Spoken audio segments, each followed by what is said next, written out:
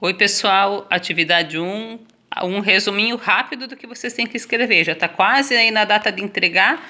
Vamos lá para a última hora. Ó, tá meio tremendo, mas é que eu tô aqui com a minha mão. Primeiro, é para fazer um texto, então logo precisa-se de um título. Então não esqueça de estar colocando um título que não é uma resposta normal de uma pergunta. É um texto. E dentro desse texto, que é um texto informativo, o que que tem que conter? Introdução, desenvolvimento, opa, é aqui embaixo, não pegou direito, conclusão. Na introdução, o que que vai? Vai o que que a gente vai estar falando no decorrer do nosso texto, que é no desenvolvimento de forma clara e rápida. Lembre que esse texto informativo é esse tipo de texto de jornal, então não tem muita enrolação, é bem direto.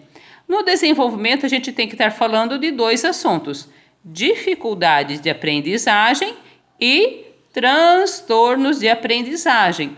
E dentro desses dois, a gente tem que estar colocando se é intrínseco, se é extrínseco, a persistência e o diagnóstico. Então, eu indico estar fazendo um parágrafozinho para cada um, para estar podendo explicar de forma clara tudo, porque assim, eles são diferentes, então não vai ter como tu estar aproveitando muita informação de um e do outro.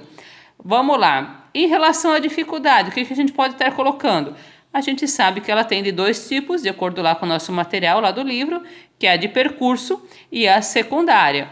Dá uma explicadinha sobre isso daí. Ela é intrínseca ou extrínseca? Se você olhar lá, no teu materialzinho lá didático, assistir às aulas, você vai perceber que a dificuldade de aprendizagem entra nesses dois, né?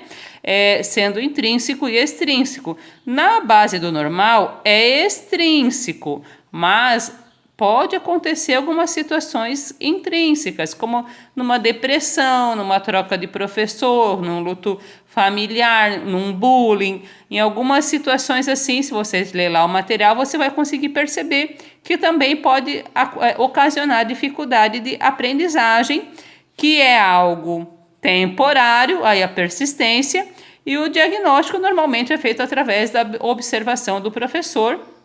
Depois, em certas ocasiões, se necessário, é feito o diagnóstico através de uma equipe multidisciplinar.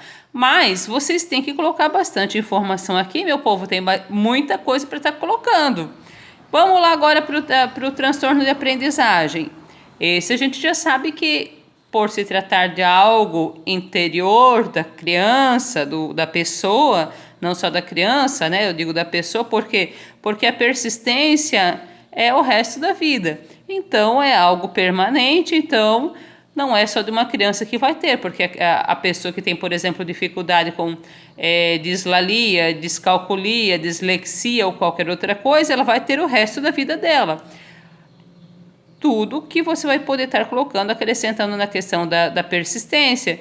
O diagnóstico, a gente também sabe que começa na observação, mas vai para onde? Vai lá para um médico, para uma equipe multidisciplinar para poder estar fazendo esse diagnóstico. Então, tem que acrescentar bastante informação aqui. A gente tem lá no material da disciplina que a professora deixou informações lá colocadas.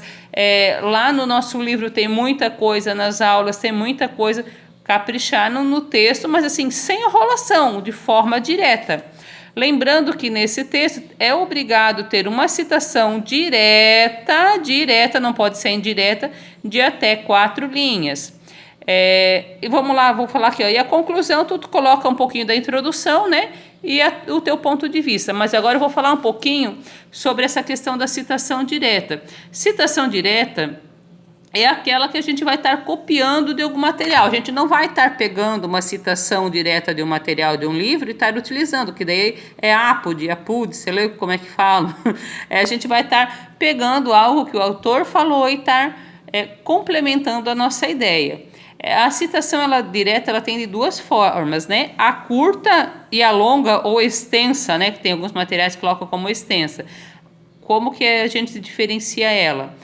Na hora de estar escrevendo o nosso texto, ela tem algumas peculiaridades, alguns detalhes diferentes. Se a gente dá o crédito ao autor antes da frase, a gente fala, por exemplo, de acordo com Silva, S maiúsculo, I minúsculo, resto normal minúsculo, abre parênteses, ano, vírgula, P minúsculo, ponto, coloca a página que você copiou, fecha, abre aspas, escreve exatamente o que estava lá copiado, fecha aspas e deu. Mas você pode escrever simplesmente completando o teu texto, abrindo aspas, escrevendo, fechando aspas, depois abre os parênteses, o sobrenome todo em letra maiúscula, vírgula, ano, vírgula, P minúsculo, ponto, coloca a página que você copiou, fecha. O importante é você dar os créditos dos autores, tanto faz se for antes ou se for depois, tá? E tem a de mais de 3 linhas, que entraria a questão da longa. Essa é diferente, ela é retirada do corpo do texto, a fonte é 11, o espaçamento é simples ou 1,0, ela é recuada, é aquela que fica diferentezinha, né, no texto ali, recuada 4 centímetros, e não se usa aspas nem no início nem no final. Você pode estar fazendo o crédito ao autor, o autor da mesma forma ali, mas não vai aspas, também não é itálico, não é nada. Daí me pergunta, como é que eu vou fazer essa formatação aqui, naquele campo lá da atividade 1? Não sei te dizer. Eu não sei, mas assim, ó, eu estou dizendo as formas que pode, porque como a professora colocou que pode até 4 linhas, então mais de 3 linhas é dessa forma diferenciada. Até 3 linhas é assim. Caprichem no texto, façam um texto bem rico, porque a gente está cheio de informação lá. Eu só quis colocar assim, porque eu ainda estou vendo que tem gente com muita dificuldade, sem saber tanto o que colocar no texto, quanto como que vai estar citando a citação que vai estar colocando ali. E não esqueçam, a gente nunca joga uma citação direta lá do nada, simplesmente joga a citação lá 2, 3 linhas e acabou. Não, nós temos que estar escrevendo alguma coisa, complementando essa ideia depois, ou temos que estar dando alguma informação e colocando essa ideia desse autor que complementou a nossa ideia. Independente se a gente fala antes ou se a gente fala depois, a gente tem que estar falando junto com uma citação. A gente não pode estar só jogando a informação lá e deu, tá bom? Espero que agora tenha ficado um pouquinho mais claro e tenha ajudado um pouquinho vocês.